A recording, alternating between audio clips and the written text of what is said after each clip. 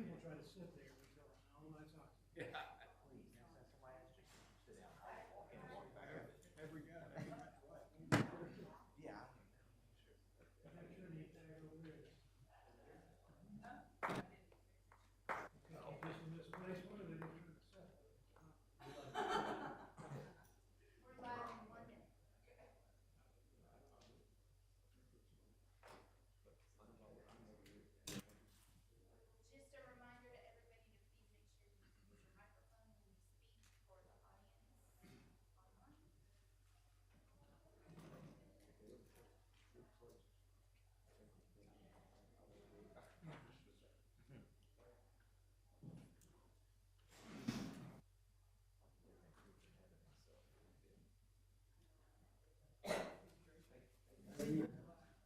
audience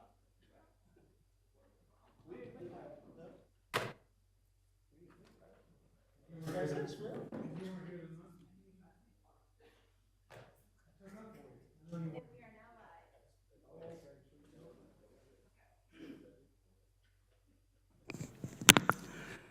The chair calls the HOAB meeting, Huntersville Ordinances Advisory Board meeting of May 2nd to order. And as we're coming in, it looks like Matt Jones is the only absentee. Yeah, well, I heard from him an hour ago and he wasn't, so we're good. We need a motion to approve the minutes from the March 7th regular meeting. Yes, sir? I'll second. Okay, all in favor? Raise your hand. Unanimous, thank you. Do we have any public comments? Okay. We are now headed to action agenda, item number 4 on the agenda.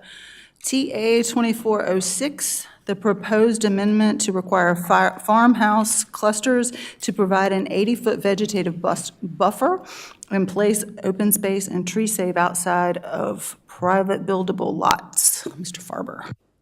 All right. Good evening, everyone.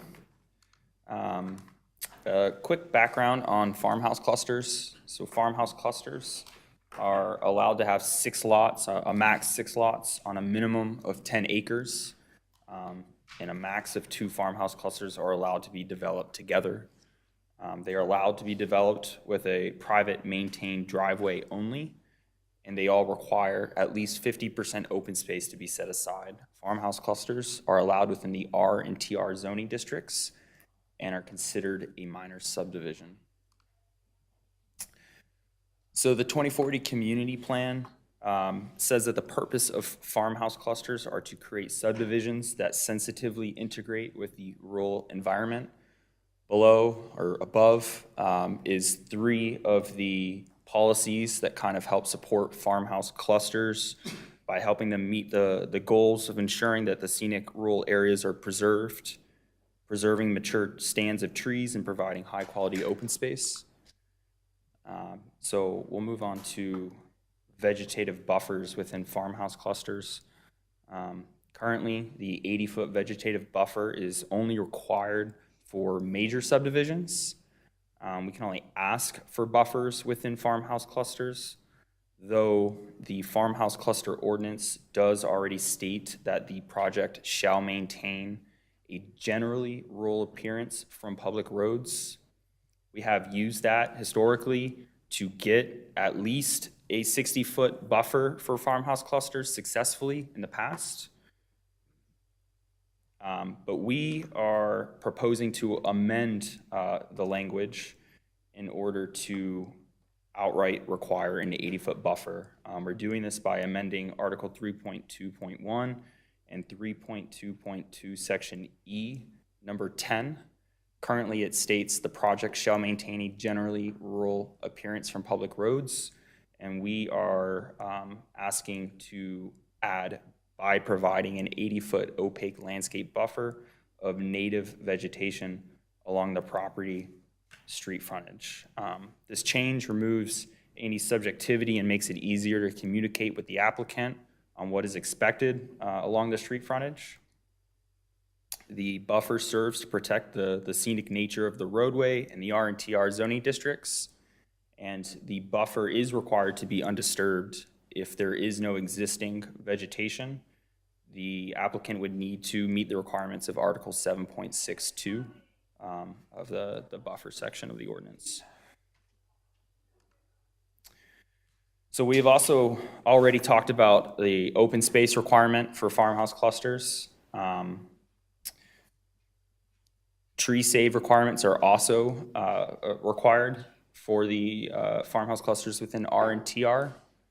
The rural district requires 50% canopy and 50% specimen save, and the TR requires 35% canopy and 35% specimen. Currently, for farmhouse clusters, the open space and tree save can be located within private buildable lots. The issue with that we're finding is that often results in that open space and tree save being disturbed. To the right is a current farmhouse cluster. The highlighted yellow is the natural open space, and as you can see, that open space is located within many of those lots. This is also an example of an existing farmhouse cluster. As you can see, it's quite confusing on what is open space and what's not. Anything outside of the yellow is undisturbed open space, and as you can see to the right, that open space has been disturbed. That's a before and a after. So these are, this is something that we're trying to solve for.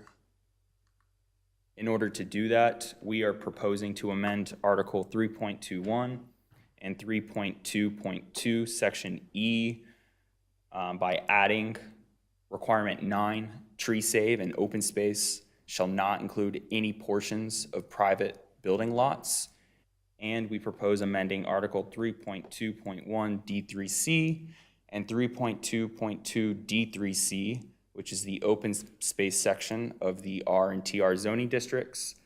And we are removing any reference to farmhouse cluster in order to align with those changes.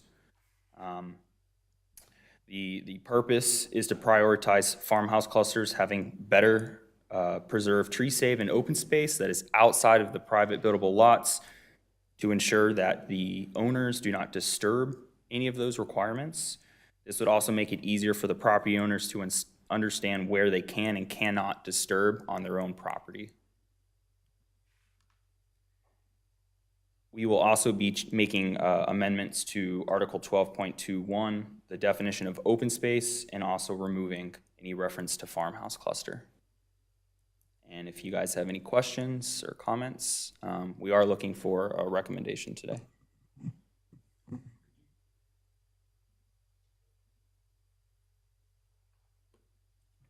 Why do you need 80 feet? So we're trying to align with what is already required for major subdivisions, and we are also trying to align with what the policies that are set out within the 2040 plan call for. So if you got 10 acres and you take 80 feet off the back of each lot, No, this is for along the street frontage. what about the rear? So it's only along the street This frontage? buffer that we're discussing is just for along the street frontage. It's not on the side of the properties or anything? No. Okay.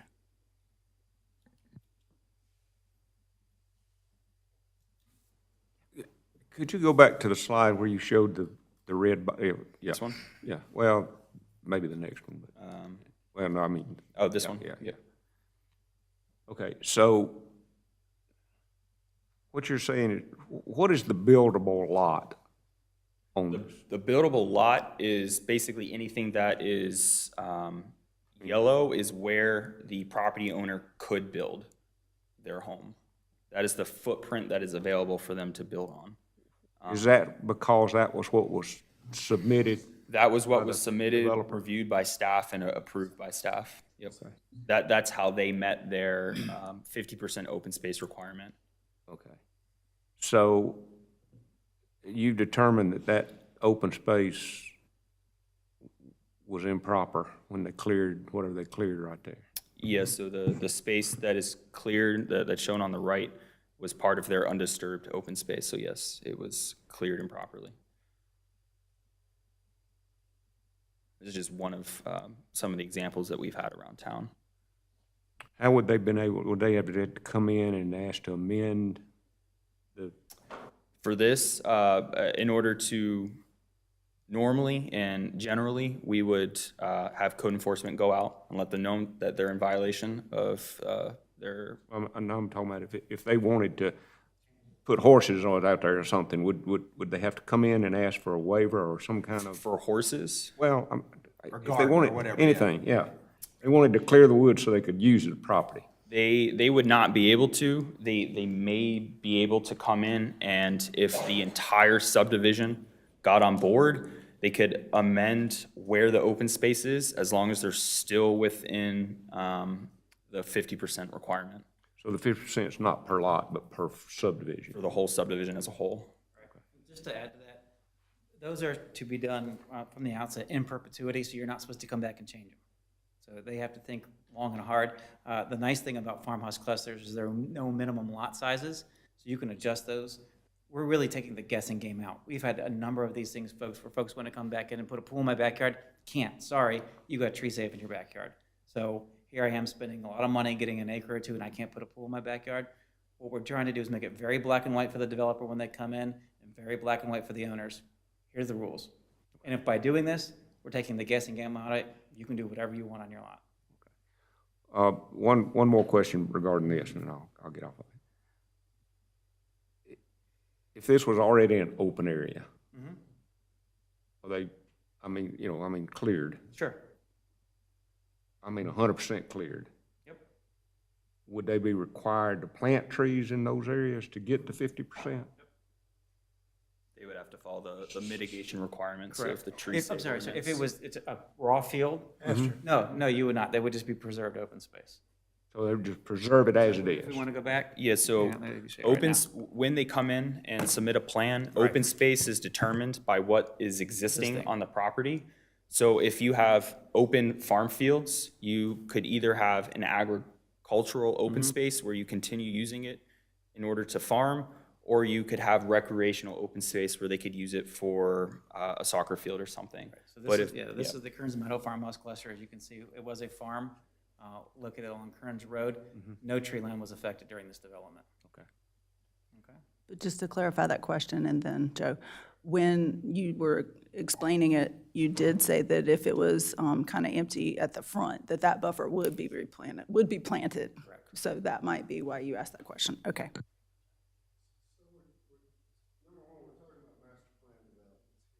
Farmhouse clusters.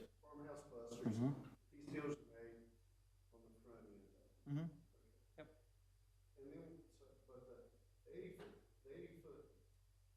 Protected buffer, I'm just gonna, and what we're talking about here with open space, these are two separate issues. Correct, yep. We're just trying to take care of them at the same time since they both involve farmhouse clusters. Yeah, go back to your slide that was showing, I forget which one it was. The red box. Yeah, so I guess some of my concern, I get where you're going with this, but some of my concern is if you do buy in a farmhouse cluster, for instance, this person right here realizes, hey, I've got all this land over here, I want to plant a garden or put a pool in or whatever else. Do you as staff, seeing that you're going to work with the applicant to make sure that that building envelope maybe is increased to anticipate that pool, that garden, that barn, whatever it is? Because what I'm concerned about is if somebody comes in and, does this and all of a sudden, okay, their building footprint is pretty narrow, yet they have extra land. Like, I get that we want to preserve the 50%, but I also don't want to pigeonhole somebody into just this very small building lot when they've got 4 acres. So this is often a conversation we have with developers when they come in and they propose a farmhouse cluster. They always show as small of a buildable lot as possible, and that's always a conversation we have with them. Think about the things that they're going to want in the future. Just about every single farmhouse cluster owner comes in, they want a pool, they want a deck, a back patio. But that's a decision that developer makes at the time when they submit. We warn them about that. And this is where the issues for staff come in. They want that no matter what anyways, so they end up disturbing what was set aside as open space and tree save. But the front-end solution could be, it sounds like you're doing as staff, is that we just maybe extend that building envelope even though it won't, it'll be far in excess of what the initial house is. So they do anticipate maybe. So we can ask, we definitely ask for that. The problem that they run into is they're constrained by the acreage that they have and the 50% open space and tree save requirements. And often that's all they have left. So, you know, often to get a bigger buildable lot, that maybe it's not possible, or they should not be pursuing the farmhouse cluster. Let me try to explain it a little bit different way. If this were to be approved, and I owned a lot in a farmhouse cluster, I could clear every inch of it, because all of the requirements would be met outside of the buildable lots. I could put a pool in, I could put a garden in, I could take every tree down on my property if I wanted to. No, I get that. That's the R2 requirements, but yeah. I'm thinking not necessarily the initial developer or even the first homeowner, it's the second or third 2, 3, homeowner. 4, correct. That just gets like, well, I'm sitting on 3 acres here, and they buy it and they realize, well, I can't go clear out even a garden spot. It's right, and that's the way it is today. But we're gonna take that guessing game out.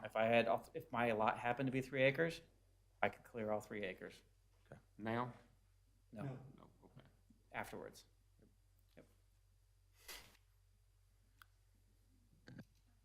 So I have a farmhouse cluster on Black Farm Road. So I understand developing them. The question I have is you buy a piece of property, you want to preserve trees that you want to preserve. You want to be able to develop your property. Why does the town have to get involved at all? Why can't I just do a farmhouse cluster, do my lots? If I want to put a pool in, I put a pool. Most farmhouse clusters are outside of sewer areas.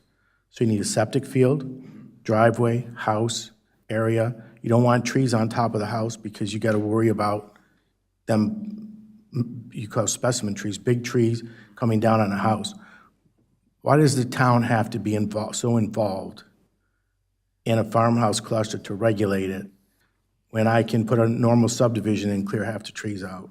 No, you actually have the same amount, and that because you do have the flexibility for a farmhouse cluster, there is a little bit more increased preservation, because these are supposed to be low development, 6 units per 10 acres, so very low density. In rural, you have 45% tree save, and TR, you have 40%. So you have a little bit additional things here, so it's a little bit, it's not apples to apples. But the idea is that, you know, we do have special legislation from Raleigh to preserve trees, and that's part of it. You're out in the rural areas, you're supposed to keep them looking rural, so that's where the town's involvement is. If you take 10 acres and preserve 40%, that's 4 acres. So you got a little over 1.5 acres. You got to preserve 40% of it. It depends on which zone, and for farmhouse clusters, it's 50%. Okay, so you got to preserve 5 acres on 6 lots. On them 6 lots, you got to clear for a house, a driveway, typically a septic field, common area road coming in. I would argue that. And then you don't have any room. Half of our farmhouse clusters are served by sewer and water. Well, yeah, we had sewer, but a majority of them, when you do a farmhouse cluster, because you don't have sewer and water to it. For about You half- still want to be able to clear a portion of your house in the front and the back and preserve some trees over there. So how do you do all that with 50% undisturbed? We have it happen all over town, so it's not unachievable. It's very, very achievable, actually. So the septic systems nowadays are very small footprint. Wells, you know, again, another small footprint. We haven't had anybody have any issue not being able to clear for septic or water. And I'm trying to recall, like the last 10 we've done, it's never been an issue. And as sewer and water have been extended out into the more rural areas, a lot of these folks they're on city services. The farmhouse cluster is something that we use. It's kind of an in-between, an option. If you don't go this route, you're limited to 5 lots or less as a minor subdivision.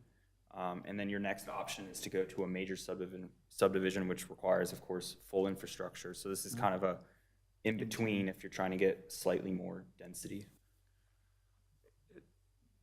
The development on Rama Church Road, just before you get to 73, it's horse farm, basically. Is that a farmhouse? It's not. What is that? That was a minor subdivision.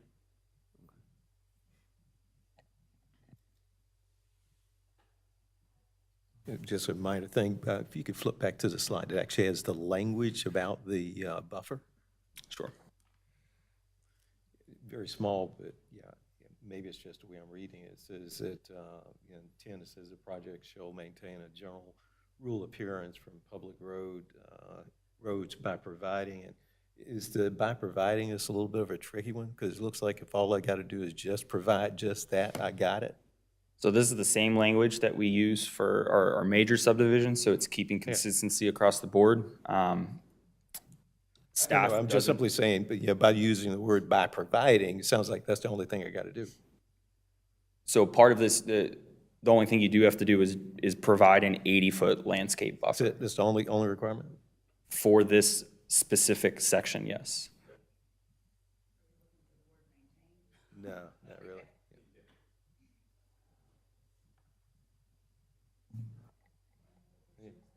I'll motion to approve.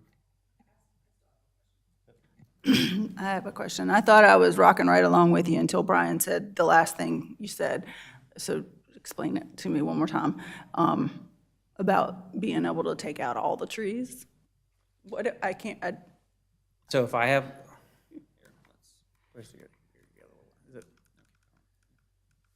So right now, you can see in these private lots, approximately 50% of each of those lots is colored yellow, okay? That is the area you can clear, all right. okay? So, correct, can. So across the whole 10 acres for that, we need 50% of that saved. If I go to, where's the current one? If I go to this, you can see majority of those lots on the outside, there are no trees in those lots, because that was a field. To the bottom, they have those in private lots as well. They could not clear those trees on their lot because they needed to use those trees to meet that 50% tree save. Depending on the design of the farmhouse cluster, because remember in farmhouse clusters, there's no minimum lot size, okay? So you can have smaller lots if you wanted to adjust, okay? Of that 10 acres, 50%, if it's there for tree canopy, has to be preserved. Right. Make a little bit smaller lot, I save them outside. There's no question as to what can and cannot be cleared. Right. Okay? Right. We're taking the guessing game out, because right now I know people, I went on, man, I paid $1.2 million and you're telling me I can't put a pool in my backyard? Yes, ma'am, that is what we're doing, because that tree has to be saved. Because If for we a want to farm- change those boundaries, we have to get every single owner to change the deeds, Right, because which it's is very difficult. whole. It's the whole thing. Okay. Yep. Anything else? All right. Now you want to make a motion? Motion to approve.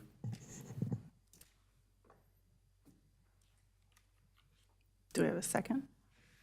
I'll second. Scott? Is the motion to approve both amendments? Yes. Okay. Then I'll second the motion. Okay. We have a motion and a second. Discussion? Scott? Just my commentary. I'm generally not in support of limiting personal property rights at all. So on the surface, I don't like it, but I can also balance it with the fact that when you do buy into a farmhouse cluster, which I live in, that you're also buying into that in its totality. So if I'm a house a quarter mile away, some of the attraction is maybe the trees in my neighbor's front yard. I don't want to wake up one day and those trees being gone. So for that, I balance this and realize that I still think as long as on the front end, that the developers and the buyers understand what that footprint is and try to anticipate what you may want in the future. So I'll support it. Any other discussion? Okay, if we're ready to take a vote. All in favor of TA 2406, the proposed amendment to require farmhouse clusters to provide an 80-foot vegetative buffer and place open space and tree save outside of private buildable lots. If you're in favor, raise your hand. If you are not, oppose. Okay, one. Very good. 4B is text amendment 2407, proposed amendment to remove reference of family-only occupancy requirements for accessory dwelling units from general residential zoning district regulations to achieve consistency with the rules governing ADUs in other residential zoning districts. Mr. Patterson. Good afternoon. It's TA 2407. Like she mentioned, we're talking about ADUs in the general residential zoning district. quick background on what ADUs are. ADU stands for accessory dwelling unit. You've heard terms maybe like mother-in-law suite, something like that. This is the same thing. It's a smaller, independent residential dwelling unit located on the same lot as a standalone single-family home. These are just certain examples of what an ADU could look like. ADUs are currently permitted by right with conditions in every residential district in Huntersville, except in the general residential zoning district, it is permitted with the phrase for use for related persons. That is the only instance of this within our zoning ordinance, so we're looking to remove that language of use by related person. This is just generally going to achieve consistency with other residential districts. So we'll remove the portion for use by related person, also removing the S. You can only have one accessory dwelling unit per lot. It can help achieve other things as well, but mostly consistency. Happy to answer any questions. So you're saying that you can still have an accessory dwelling, and I can rent it to my nephew or Brian? Can still, yeah, Brian or a family member. Okay. Correct. And that also helps affordable housing because it allows other options. Allows Okay. you to also use existing infrastructure as well. Yep, that's good.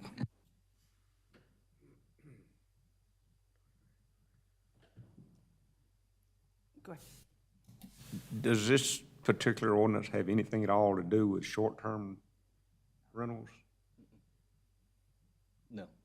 No, meaning you can short-term lease these or rent these ADUs? Okay. I think it's a great move. With that, I motion to approve.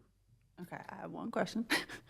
My question is, how much general residential zoning do we still have in Huntersville-ish, approximately? So the general residential zoning district is pull over from older, but from an acreage standpoint, I don't know off the top of my head. Yeah, raw land, there's not a whole lot left, but you still have, Cedarfield, Winfield, Burkdale, larger subdivisions, and right now this would apply to all those situations. So again, this just frees it up, helps address, affordable or attainable housing, and it just makes it more consistent with the rest of the ordinance. Did it just come from some roundtable discussion, or are people asking for this? Curious.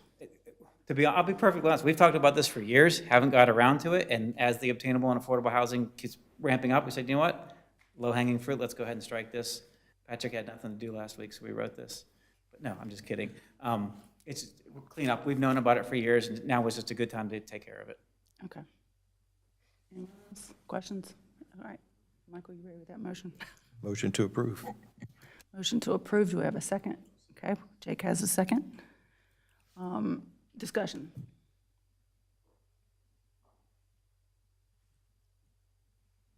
Are you saying that Burkdale is general residential?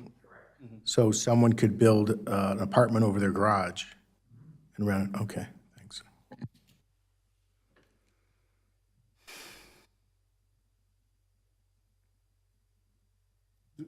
Yeah, go ahead, Do sorry. neighborhood covenants and restrictions supersede this language, though? Yes, if it is within the covenants, then, yeah. That's a good point, too. Okay. All right, so we have a motion to approve text amendment 2407 to remove the family-only occupancy language from accessory dwelling units in general residential zoning districts. All in favor, raise your hand. Okay, and any opposed? So again, we have 8-1. Okay. All right, we're moving right along. 4C, text amendment 2408, proposed amendment to update language to clarify where an existing family care home's exclusive 1/2 mile radius limit is measured from. Mr. Patterson. So, quick definition of what a family care home is. This is from our zoning ordinance. You can read that as if you want, but it's simply a home that has supervisor support personnel that creates a good environment for people with disabilities. And it's allowed by the state anywhere, and we allow it in any residential district or district that allows residential use. But there's a clause that says no new family care home is permitted within a 1/2 mile radius of an existing family care home. You know, we currently have a policy of where that 1/2 mile radius is measured from. We're simply looking to codify it. So as personnel changes, we always know where exactly we're measuring that 1/2 mile radius. So the ordinance, we'll just add the phrase measured from the nearest property lines. You'll create how it works. We've got a little example here of, these are identified active and inactive family care homes. What we'll do is if a new family care home wants, or if someone calls us and says they want to open up a new family care home, we'll then take what is the nearest property points, create a point, and then measure from around there. So what we're looking at here, this map, while it does look very nice, it is not necessarily just art. All of these parcels are connected to geographic locations, to latitude, longitude. So when you create that 1/2 mile radius, it's supposed to reflect what is in reality. And that's how you dictate whether a family care home can exist or not. Happy to answer any questions. What's the current methodology? I'm not sure I'm really following how you measure the current method that's being used to measure. So here's this map shows where all active. Well, let me maybe frame the question a little differently. You said from the nearest property line. Correct. So where they intersect. Where what intersects? The property lines. Which property lines? So you take a centroid, Just trying if the middle of the property, we're dropping a dot in the middle of that property, Okay. and it makes a circle. Okay, Now so- we're gonna actually take the parcel itself and go out a 1/2 mile. As the crow flies or based on driving distance? Crow flies.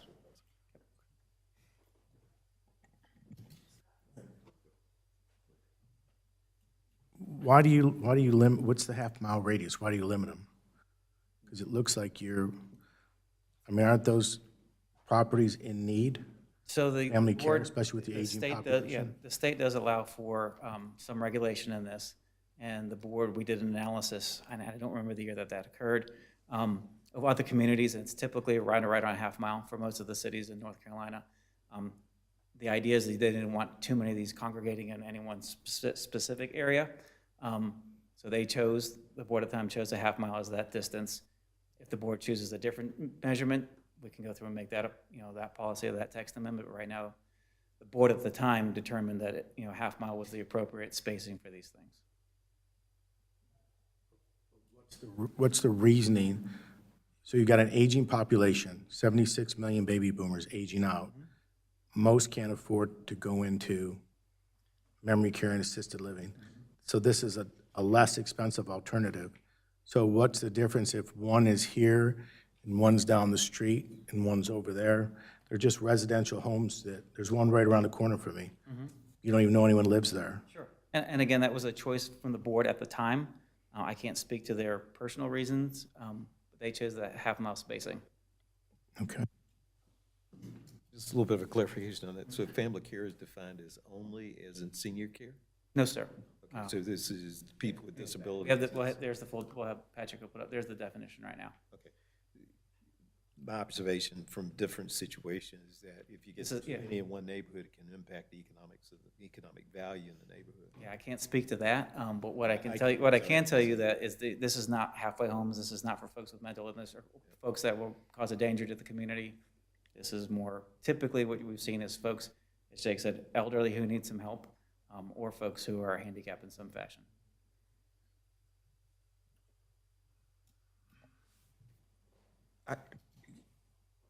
If you go back to the changes you're making in the ordinance, you've got some other things struck out we're not talking about here. Is that also part of this recommendation? That is not part of the recommendation we're asking from you. Those are part of, to becoming compliant with the general statutes, so we're not going to talk about those today.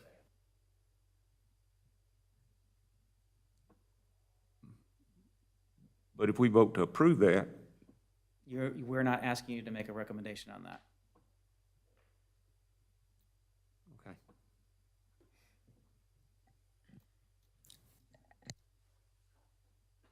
So the definition of family care, Go back. how many, is there a limit to the size, therefore the number of people I that believe limit six. Six No more than persons, six. no more than six. no more than 6? How many people work in the facility is unimportant, but how many people having care Correct. provided? No more than six, no more than six, correct.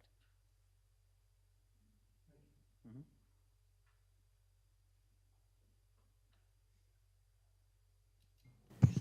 I had two questions. One was the same one that Jake answered, that, yeah, maybe that's something we revisit another time, that a half mile seems a little excessive, especially if it solves.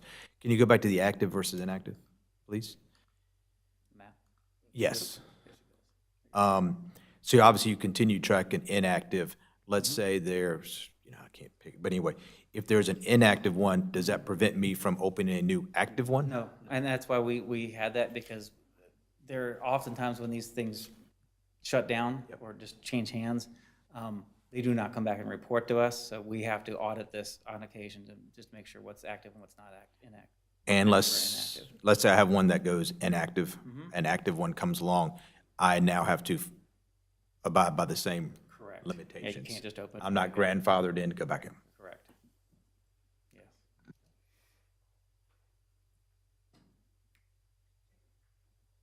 Why don't you just drop a pin in the center of the building? Why do you have to go to the property line? It's on 10 acres and you go to the property line, you're pushing the boundaries. Sure, because we had some folks who wanted to open some up, and they wanted actually a definition. We had our policy, so we're here just to codify that and make sure that we're treating everybody the same. Easiest thing to do that's not going to move is property lines. It's a very typical thing to measure things from property lines.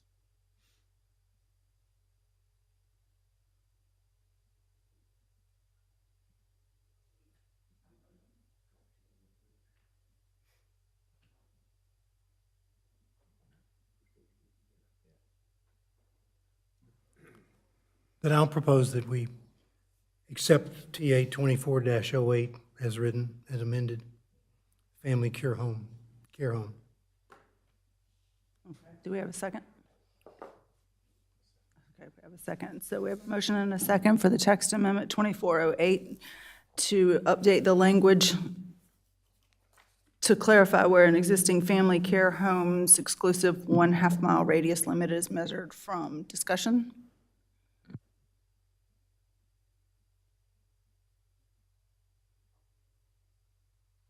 For me, now that I've heard Harrison's question, now I have a question about the updated language, because it sounds like we're updating the language of all of it. I'm not opposed to the language that you said we're not voting on, but it does read like that's what we're doing.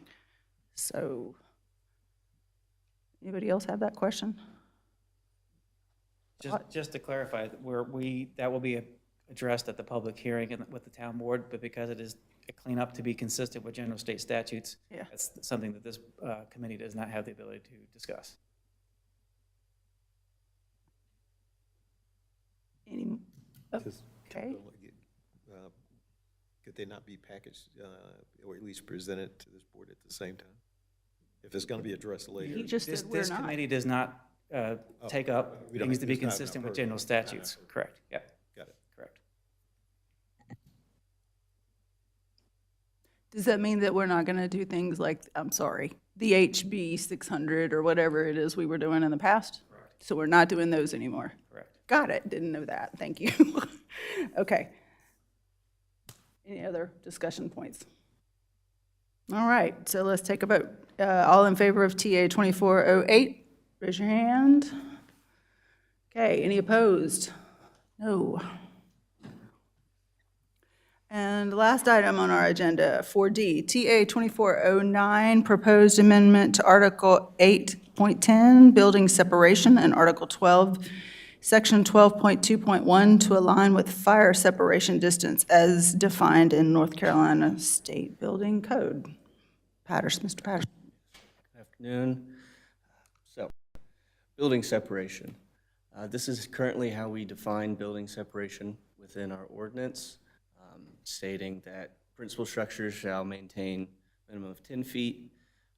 Requirements can vary based off of existing building patterns on streets, and then minimum building separation of 4 feet for accessory structures. Part of the origin of this ordinance change is looking into what do those numbers represent. Is there something tied to that? And then how is that enforced in the field through inspections and through certain reviews? Because of that, we then found that building separation in discussions with people at Mecklenburg County is generally reviewed and inspected by them. So we're looking to update what our building separation is defined as in the zoning ordinance to closer align with building code standards. This can achieve obviously more flexibility with what our ordinance states. So we don't constantly have to look and update what is current with building code standards, and hopefully can also expedite some of the permitting processes. Now we've only got one standard for building separation. So moving on to a little bit of background. Building separation within the North Carolina state building codes is not necessarily defined as building separation. It is instead defined as fire separation distance. And then the building code uses a scaling method to determine if fire-rated construction is required. Simplest way to look at it, the closer the buildings, the higher the fire rating is required. Certain things can alter that a little bit, what they describe as openings, so windows or doors, penetrations, so something like a drying vent. Construction material, obviously wood is going to be more flammable than concrete, and then what they describe as occupancy or use. So best example, if you've got a fireworks store, you definitely don't want that to catch on fire. So there's going to be a little bit more distance there. It's important to note there's no fire separation distance required between principal dwellings and accessory structures. Certain things like ADUs or garages do have that building separation, but then it's also important to note that in between accessory structures and principal structures, there still is that scaling to it. So here we can see a little bit of it. Again, this is kind of articulating what I just spoke about in a chart form. Again, the closer you get, the higher rated the fire construction is, and that's also split up into types of construction and what the occupancy is. So this proposed language, like I mentioned, we're looking to change building separation to fire separation distance to match what building code standards are, and then simply refer to what needs to be compliant with North Carolina State Building Code requirements. This is going to simplify our zoning ordinance by deferring to those building code standards, and also allow some flexibility in site design. So now accessory structures and buildings on the same lot don't have to adhere to that 4 feet building separation. Now, I also want to talk about what this does not do. So this is not removing zoning requirements. We are not removing, if you've got a single family home, you still have setbacks, which is going to create separation. So if you are at the minimum, I believe, in most by right residential districts, the side setbacks are 5. So in between buildings, if they were as close as possible, that'd be 10 feet in building separation. It goes 6, 8, 12, I've seen some 20 or 40. So there's still going to be zoning setbacks that create building separation, and there's still going to be accessory structure setbacks that will create building separation from property lines. It's also important to note that Mecklenburg County currently and will continue to review all building permits for this fire separation. So this is not something that we have looked at, because that is something that the building plan reviewers will review and inspect routinely throughout construction for that fire separation distance that's required. We're also looking to add a definition of fire separation distance. This is taken directly from the North Carolina State Building Codes to match up what is expressed in those building codes. I'll stop here if you got any questions.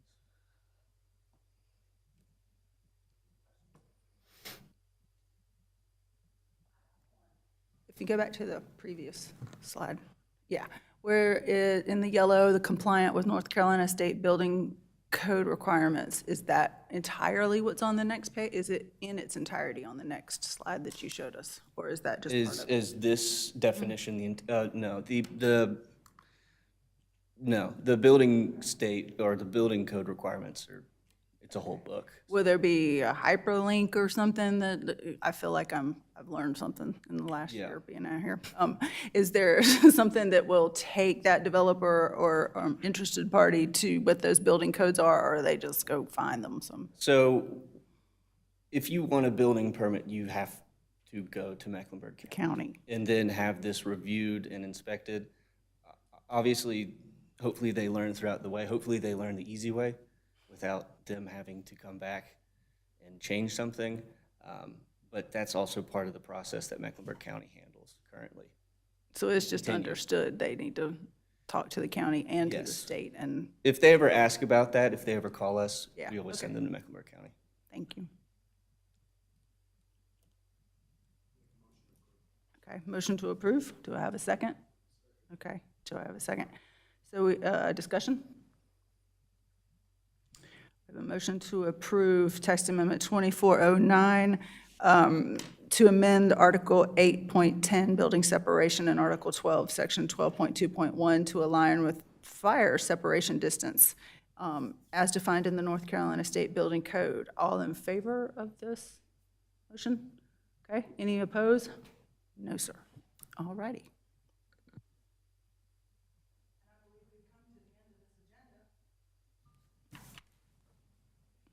Anybody have anything they want to say or make any additional motions? Jake? Sorry, I'm going to have to resign. I just have too much stuff going on and not enough hours in the day.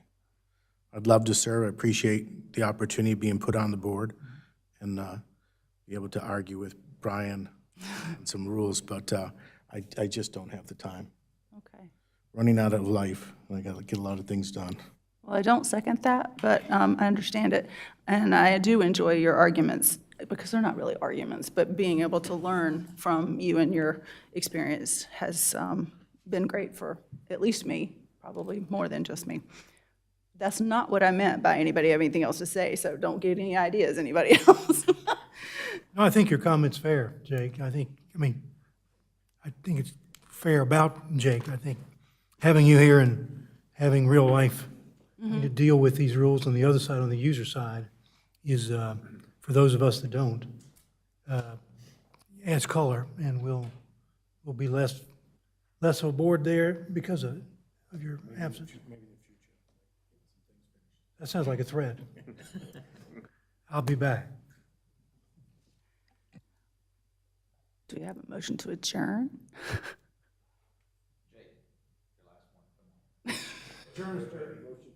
Okay, do we have a second? All right, everybody vote to adjourn. Yes, please raise your hand. Sirs, do we vote to adjourn? Yes. I've lost them. But they're unanimous, thank you. Meeting is adjourned.